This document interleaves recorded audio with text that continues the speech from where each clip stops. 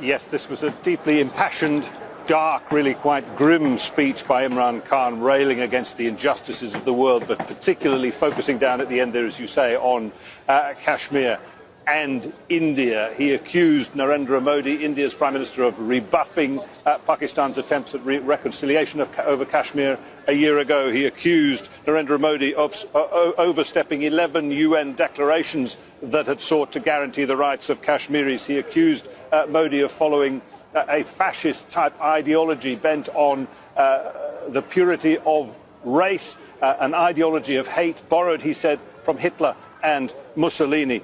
And in the end, he said that the goal of all of this, India's actions in Kashmir, was the ethnic cleansing of Muslims from the face of India.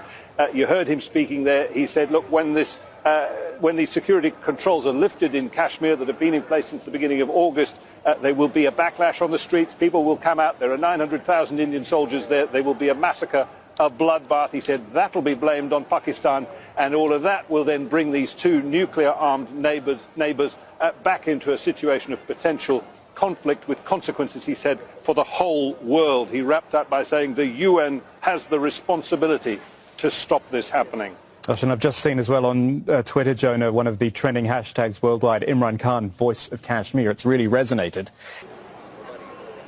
So as this General Assembly week begins to wrap up, no evident sign whatsoever that it has achieved any moves towards avoiding a confrontation between India and Pakistan, sort of confrontation that has played out in speeches in the General Assembly hall and which resulted in this very dark warning from the Pakistani Prime Minister of the potential for ethnic cleansing, indeed the potential for nuclear war over Kashmir.